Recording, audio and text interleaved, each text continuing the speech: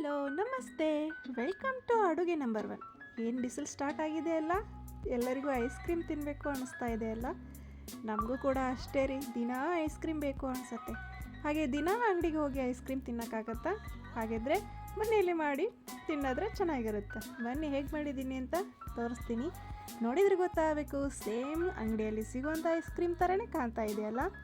ಹೀಗೆ ನೀವು ಟ್ರೈ ಮಾಡಬೇಕು ಅಂದರೆ ಈ ಪೂರ್ತಿಯಾದ ರೆಸಿಪಿಯನ್ನು ನೋಡಿ, ಹಾಗೆ ಹೊಸದಾಗಿ ನೋಡೋರು ಸಬ್ಸ್ಕ್ರೈಬ್ ಮಾಡ್ಕೊಳ್ಳಿ. 4 ಕಪ್ಪು ಬಾದಾಮಿ ಮತ್ತು 4 ಕಪ್ಪು ಪಿಸ್ತಾನ ಈ ರೀತಿ ತರಿಯಾಗಿ ರುಬ್ಕೊಂಡು ಇಟ್ಕೊಂಡಿದ್ದೀನಿ. ಈಗ ಅರ್ಧ ಲೀಟರಷ್ಟು ಹಾಲನ್ನು ತೊಗೊಂಡಿದ್ದೀನಿ. ಇದಕ್ಕೆ ಬೇರೆ ಹೊರಗಡೆಯಿಂದ ಯಾವುದೂ ಇಂಗ್ರೀಡಿಯೆಂಟ್ಸ್ನ ಹಾಕಿಲ್ಲ, ಮನೆಯಲ್ಲಿರುವಂಥ ಪದಾರ್ಥನೇ ಉಪಯೋಗಿಸಿ ನಾನು ಮಾಡತ್ತೀನಿ. ಇಲ್ಲಿ ಅರ್ಧ ಲೀಟ್ರ್ ಹಾಲನ್ನು ತೊಗೊಂಡಿದ್ದೀನಿ.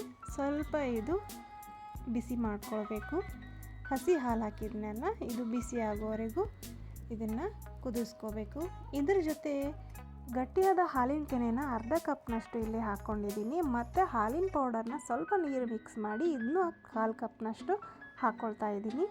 ಆಮೇಲೆ ಗ್ರೈಂಡ್ ಮಾಡ್ಕೊಂಡಿರುವ ನಟ್ಸನ್ನು ಈಗ ಹಾಕ್ಕೊಳ್ತಾ ಇದ್ದೀನಿ. ಇದನ್ನು ಪೂರ್ತಿಯಾಗಿ ಮಿಕ್ಸ್ ಮಾಡ್ಕೊಳ್ಳಿ. ಇದ್ರ ಜೊತೆಗೆ ಕೇಸರಿ ದಳಗಳಿರ್ತಾವಲ್ಲ, ಇದನ್ನು ಅರ್ಧ ಟೀ ಸ್ಪೂನಷ್ಟು ಹಾಕ್ಕೊಳ್ಬೇಕು. ಕಲರ್ ತುಂಬ ಚೆನ್ನಾಗಿ ಬರ್ತೈತಿ ಕೇಸರಿ ಹಾಕೋದ್ರಿಂದ. ನೋಡಿ, ಅರ್ಧ ಟೀ ಸ್ಪೂನಷ್ಟು ಕೇಸರಿ ಹಾಕ್ಕೊಳ್ತಾ ಇದ್ದೀನಿ. ಇದು ಕುದಿಬೇಕು ಚೆನ್ನಾಗಿ. ಇದನ್ನು ಮಿಕ್ಸ್ ಮಾಡ್ಕೊಳ್ಳಿ. ಇದಕ್ಕೆ 1/4 ಕಪ್ನಷ್ಟು ಸಕ್ಕರೆ ಯೂಸ್ ಮಾಡಿದ್ದೀನಿ. ಸಕ್ಕರೆ ಬದಲು ನೀವು ಬೆಲ್ಲ ಇಷ್ಟಪಟ್ಟರೆ ಬೆಲ್ಲ ಹಾಕ್ಕೊಳ್ಳಿ. ಸಕ್ಕರೆ ಸ್ವಲ್ಪ ಟೇಸ್ಟ್ ಬೇರೆ ಅನಿಸುತ್ತೆ, ಹಾಗಾಗಿ 1/4 ಕಪ್ನಷ್ಟು ಹಾಕ್ಕೊಂಡಿದ್ದೀನಿ. ಇದು ಚೆನ್ನಾಗಿ ಕುದಿಬೇಕು. ನೋಡಿ, ಈ ರೀತಿ ಎಲ್ಲೋ ಆಗಿ ಪಾತ್ರೆ ದಂಡೆ ಎಲ್ಲ ಈ ರೀತಿ ಎಲ್ಲೋ ಆಗಿ ಕ್ರೀಮಿ ಸ್ಟೈಲ್ ಬರಬೇಕು ನೋಡಿ. ಅದು ಅಲ್ಲಿವರೆಗೂ ಇದನ್ನು ಕುದಿಸ್ಕೋಬೇಕು. ಸ್ವಲ್ಪ ಕೈ ಆಡಿಸ್ತಾ ಇರ್ರಿ, ತಳ ಹತ್ತಬಾರ್ದು, ಕೈ ಆಡಿಸ್ತಾ ಇರಬೇಕು. ಆಮೇಲೆ ಏಲಕ್ಕಿ ಪೌಡರ್ನ ಜಜ್ಜಿ ಇಟ್ಕೊಂಡಿದ್ದೆ 1 ಟೀ ಸ್ಪೂನಷ್ಟು, ಅದನ್ನು ಹಾಕ್ಕೊಳ್ತಾ ಇದ್ದೀನಿ. ಎಲ್ಲ ಮುಗಿದ ಮೇಲೆ ಏಲಕ್ಕಿ ಪೌಡರ್ನ ಹಾಕ್ಕೊಳ್ಳಿ.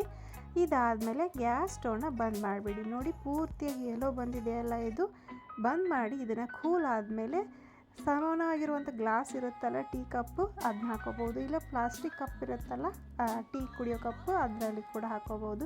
ಈ ರೀತಿ ಈಕ್ವಲ್ ಆಗಿರುವಂಥ ಗ್ಲಾಸಲ್ಲಿ ಇದನ್ನು ಹಾಕಿ, ಐಸ್ ಕ್ರೀಮ್ ಸ್ಟಿಕ್ ಇರುತ್ತಾವಲ್ಲ, ಅಂಗಡೀಲಿ ಸಿಗುತ್ತೆ ಇದು, ಇದನ್ನು ಮೇಲ್ಗಡೆ ಈ ರೀತಿ ಹಾಕಿ ಇದನ್ನು 6 ಅಥವಾ 7 ತಾಸನ್ನು ಫ್ರೀಸ್ ಮಾಡೋಕ್ಕೆ ಇಟ್ಬಿಡ್ಬೇಕು.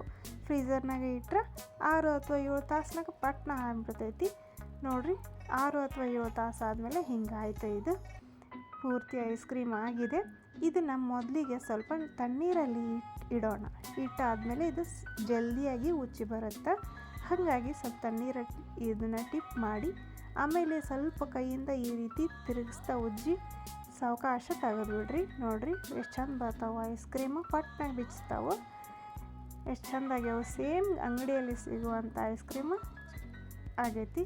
ಇದು ಮಕ್ಕಳಿಗೆ ಮಾತ್ರ ಈ ರೀತಿ ಮಾಡಿಕೊಟ್ರೆ ತುಂಬ ಇಷ್ಟಪಡ್ತಾರೆ. ದಿನ ಅಮ್ಮ ಐಸ್ ಕ್ರೀಮ್ ಬೇಕು ಅಂತ ಕೇಳ್ತಾರೆ. ನೀವು ಬೇಕಾದ್ರೆ ಟ್ರೈ ಮಾಡಿರಿ. ಈ ರೆಸಿಪಿ ಭಾಳ ರುಚಿನೂ ಇರುತ್ತೆ, ಟೇಸ್ಟು ಮಾತ್ರ ಸೇಮ್ ಅಂಗಡಿಯಲ್ಲಿ ಸಿಗುವಂಥ ಐಸ್ ಕ್ರೀಮ್ ಥರನೇ ಇರ್ತೈತಿ.